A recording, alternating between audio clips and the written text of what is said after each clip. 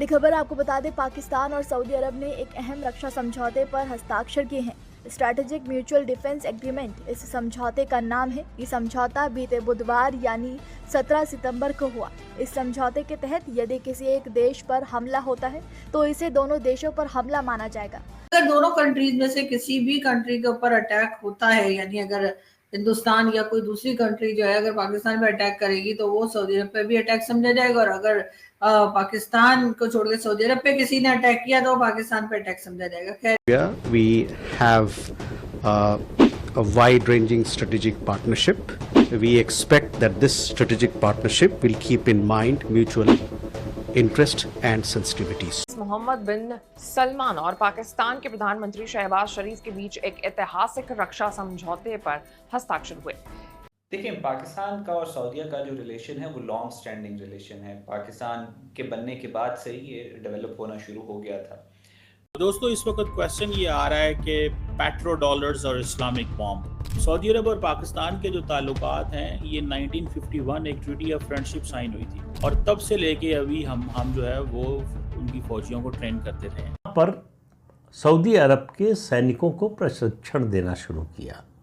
वहाँ कुछ सैनिकों की पाकिस्तान की तैनाती भी हुई। सऊदी अरब के जो सैनिक हैं उनको प्रशिक्षण पाकिस्तान की सेना के जवान और अफसर देते हैं। ये बात किसी से छिपी हुई नहीं है, सबको पता है। सऊदी अरब के पास जो हथियार हैं वो अमेरिका के दिए हुए हैं। अमेरिका को वो तेल देता है, तेल बेचता है, और उसके अलावा जो असली मुद्दा है, क्यों, सवाल ये है कि ये टाइमिंग क्यों और सऊदी अरब ने पाकिस्तान से समझौता क्यों किया। पाकिस्तान और सऊदी का रिश्ता बहुत पुराना है, 65 से 1956 के से है, चल रहा है। जब जब भारत के ऊपर पाकिस्तान से हमला हुआ, सऊदी का पूरा उनको सपोर्ट मिला, पैसे मिले, जहाँ से वेपन्स हो सकते थे वेपन्स मिले। पाकिस्तान की बहुत सारी फौज सऊदी एरिया में, अरेबिया में पोस्टेड होती थी। उनके जनरल जियाउल हक, जनरल परवेज मुशर्रफ दोनों वहाँ सर्व कर चुके हैं as commanders in protection of Saudi family. तो ये इनका हमको कोई अचंभा नहीं होना चाहिए। सऊदी अरबिया और पाकिस्तान के बीच ये डील तो पहले से थी। ऑपरेशन सिंदूर के बीच में फिर सऊदी अरबिया पाकिस्तान के रेस्क्यू के लिए क्यों नहीं आया? वो इसलिए नहीं आया कि भारत ने टेररिस्ट कैंप को चुन चुन के मारा। हमारी दुश्मनी पाकिस्तान के अवाम से थी ही नहीं और हमारी कभी भी नहीं रहती है।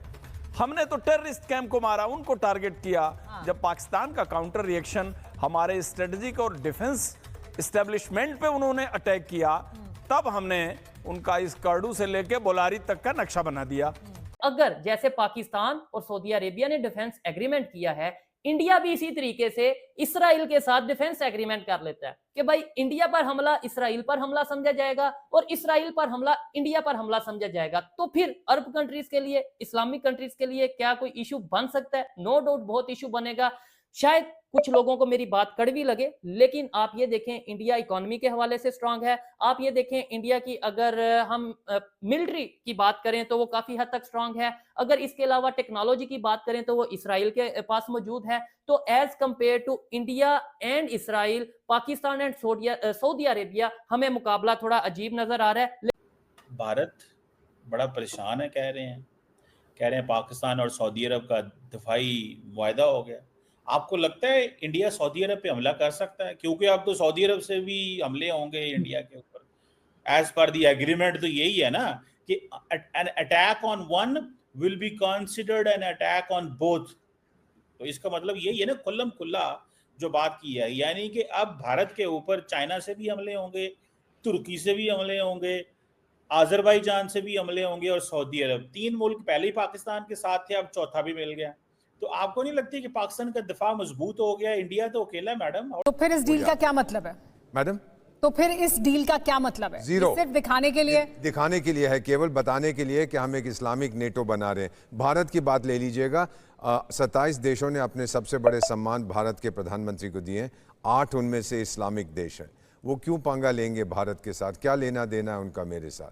इस एग्रीमेंट के चलते सऊदी ने लिखा पढ़ी में मजबूत कर लिया है कि बेटा मौके पर अगर मेरी फाड़ ने इजराइल आएगा तो तुम्हें आगे होके मेरे लिए लड़ना पड़ेगा।